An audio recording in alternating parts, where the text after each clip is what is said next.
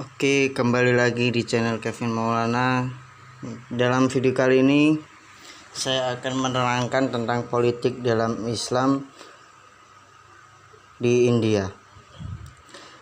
Perkembangan dan peninggalan dinasti Mughal di India pada tahun 1525 sampai 1857. Munculnya kerajaan Mughal.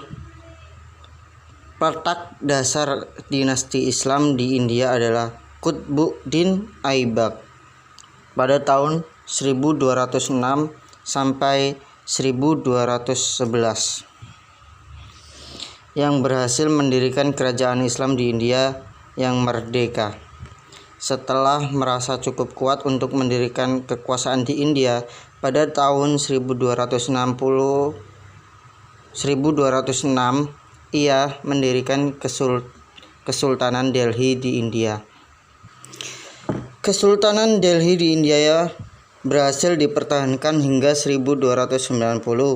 Dinasti keturunan Aibak sering juga disebut dinasti keturunan hamba-hamba raja karena Aibak sendiri bukanlah keturunan raja.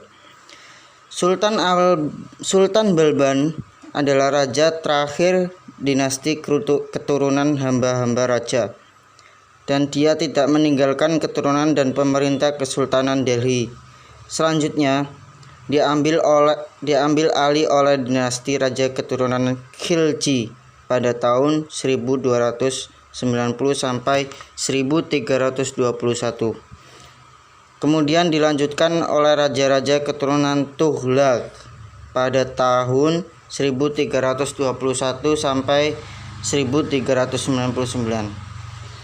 Dinasti para Shahid 1414 sampai 1451 dan dinasti raja keturunan Lodi 1451 sampai dengan 1526. Yang terakhir adalah dinasti Mughal. Pergantian pemerintah para raja yang berkuasa di Delhi tidak mulus begitu saja. Tapi seiringnya terbentur pertumpahan darah dan saling menjatuhkan, keturunan ketiga keluarga Lodi adalah Sultan Ibrahim Lodi pada tahun 1517 sampai dengan 1526 yang dianggap oleh beberapa pembesar kerajaan yang kurang cakap memerintah. Sultan Babar atau Babur adalah seorang keturunan bangsa Turki dari pihak ayahnya dan bangsa padang pasir Lodi atau Genghis Khan dari pihak ibu. Sebagai seorang keturunan yang Mongol itu apa ya? Nggak tahu. Babar memiliki sifat bawaan pemberani dan ahli dalam perang. Ia berpandangan bahwa India akan berhasil dibangun menjadi imperium yang kuat mengingat kekayaan yang dimilikinya. Dan pada saat Babur berkuasa di Kabul, situasi di India sedang dalam masa kekacauan pada masa pemerintahan Ibrahim Lodi. Pada kesempatan ini, sebagai pintu bagi Babur untuk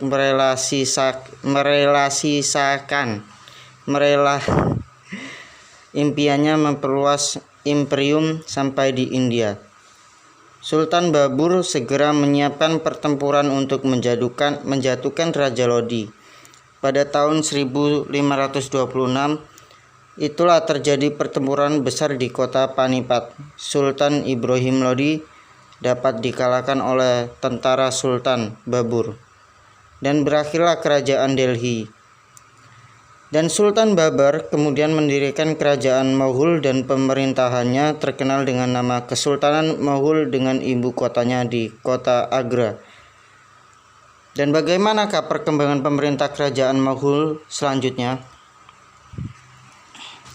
Nah, ini selanjutnya adalah perkembangan politik kerajaan Mughal di dalam pemerintahan Babur.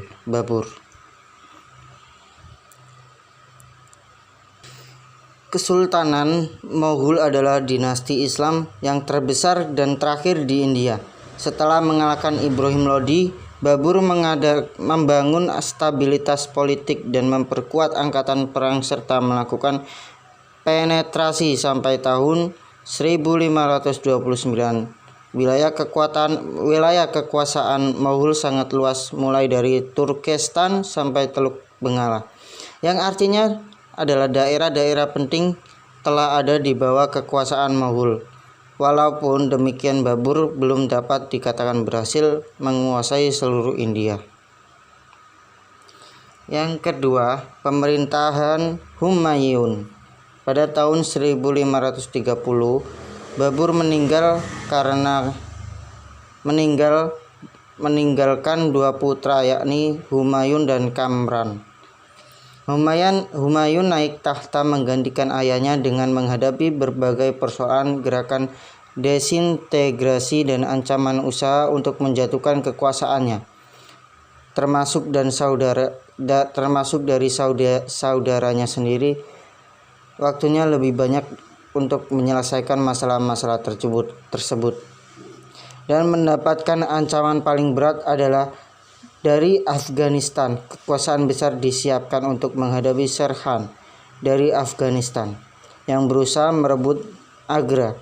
Humayun sempat menyingkir dari Agra dan dengan bantuan Shah Thomas dari Persia, Humayun berhasil menguasai Kabul kembali. Kemudian Agra juga berhasil direbut tahun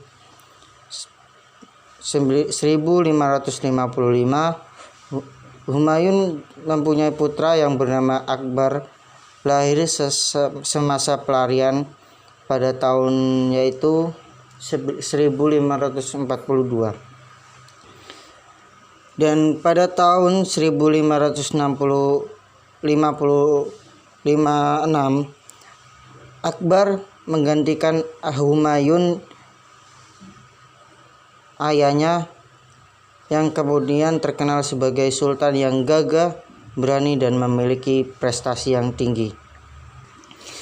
Setelah Humayun meninggal dan digantikan oleh anaknya yang bernama Akbar itu, Sultan Akbar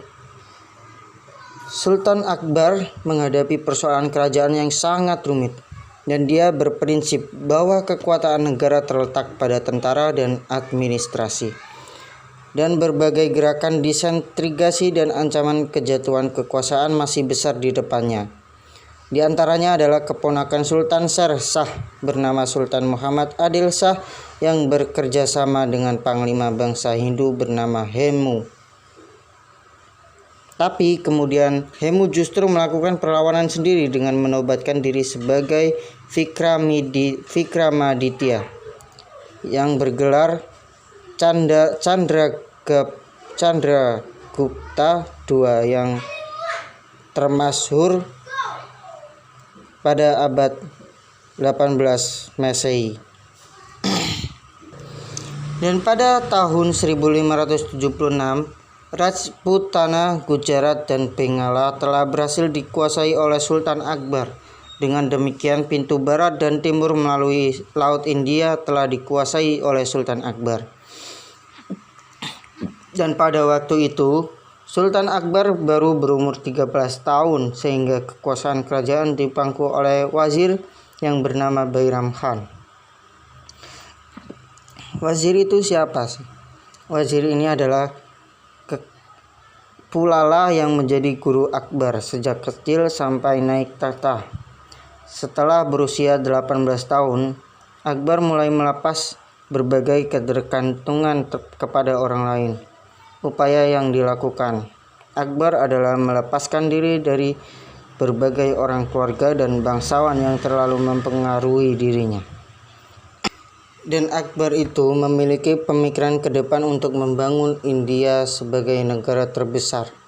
Prestasi politik gemilang oleh Sultan Akbar adalah keberhasilannya mempersatukan berbagai daerah di India dalam Kesultanan Moghul. Dan usaha ini bukan hal yang mudah, mengingat pada masa tersebut masih berkembang beberapa kerajaan Hindu dan Islam yang merdeka.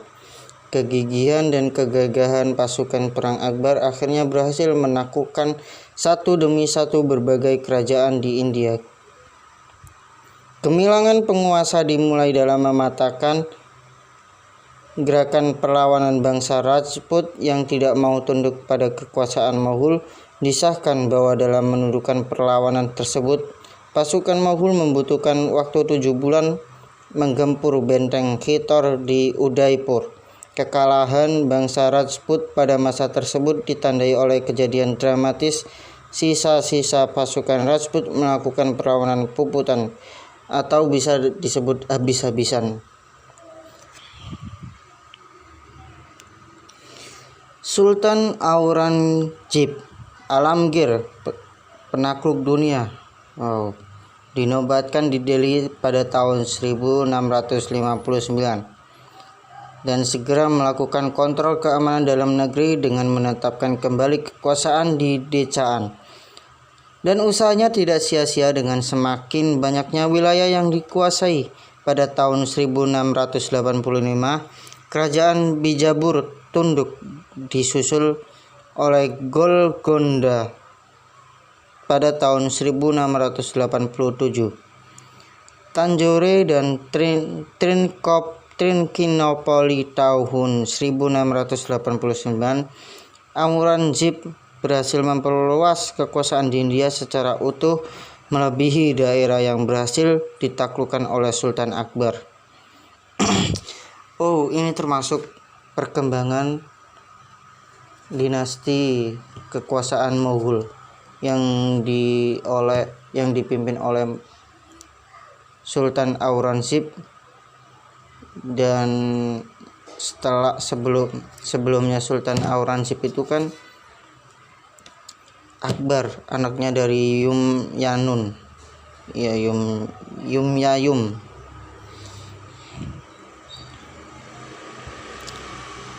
Oke, lanjut. Perlawanan bangsa Maratha merupakan ancaman paling berat pada masa selanjutnya sampai Aurangzeb wafat tahun 1707. Bangsa Maratha masih memberikan perlawanan sengit terhadap Kesultanan Mughal. Pada tahun 1707 merupakan akhir pemerintahan Aurangzeb yang tutup mata pada usia 90 tahun. Kekuasaan Aurangzeb merupakan antiklimaks pemerintahan Mughal di India. Dinasti Mughal pasca pemerintahan Aurangzeb. Setelah meninggalnya Aurangzeb, situasi dinasti Mughal semakin menunjukkan tanda-tanda keruntuhan.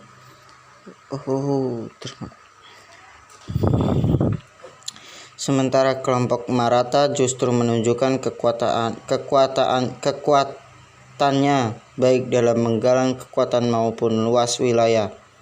3 keturunan Aurangzeb yakni Muazzam, Azam, dan Khabbas saling berselisih memperebutkan warisan dinasti kerajaan Muazzam. Muazzam ternyata saling berselisih memperebutkan warisan dinasti kerajaan lebih kuat dan berhasil menobatkan diri sebagai penerus Mughal dengan gelar Sultan Bahadur Shah atau Muhammad Shah pada tahun 1707 dan sampai 1712 Masehi. Kepimpinan Sultan Bahadur Shah menghadapi keadaan kerajaan yang sulit untuk dikendalikan. Beberapa pemberontak menggoyang eksistensi Mughal, termasuk pemberontakan kaum Sikh sebagai kelompok agama baru yang merupakan sinkretisme Hindu dan Islam. Dan sementara itu untuk orang Islam, zakat adalah merupakan bentuk pajak menurut syariat Islam. Dengan demikian pada dasarnya baik muslim maupun non-muslim memiliki tanggung jawab sama dalam masalah pajak.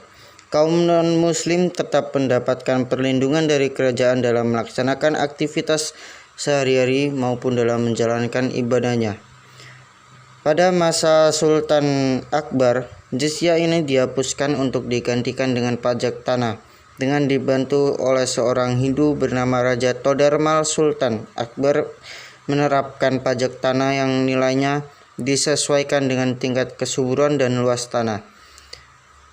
Dan pada masa Aurangzeb, jizya kembali diberlakukan. Dengan perubahan sosial dan semenjak Islam masuk ke India, pengaruh yang mendasar utama adalah masalah penghapusan kasta yang telah mendarah daging ratusan tahun lamanya.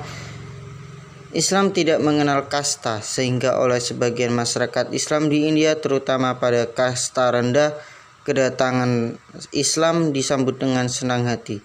Dampaknya adalah terjadinya transformasi sosial karena kesetaraan penduduk dalam memperoleh akses ekonomi, dan untuk bagian tertentu adalah menjadi pegawai pemerintahan dan tentara. Perubahan yang menonjol lainnya adalah masalah kesetaraan gender. Keberadaan kaum wanita yang selama ratusan tahun menjadi sekelompok kelas 2 terikat oleh masuknya Islam di India. Upacara sati, menceburkan diri ke api seorang perempuan, dan pembakaran mayat suaminya. Keras bos. Terus terkikis oleh pengaruh Islam di India. Namun demikian, bukan berarti upacara sati ini terhapus begitu saja di India. Sampai dengan abad XX, upacara sati masih dilakukan oleh sebagian masyarakat India. Ini adalah kisah yang cukup menarik, yaitu ketika munculnya 400 raja perempuan di kerajaan Bhopal yang melepaskan diri dari Moghul pada abad itu.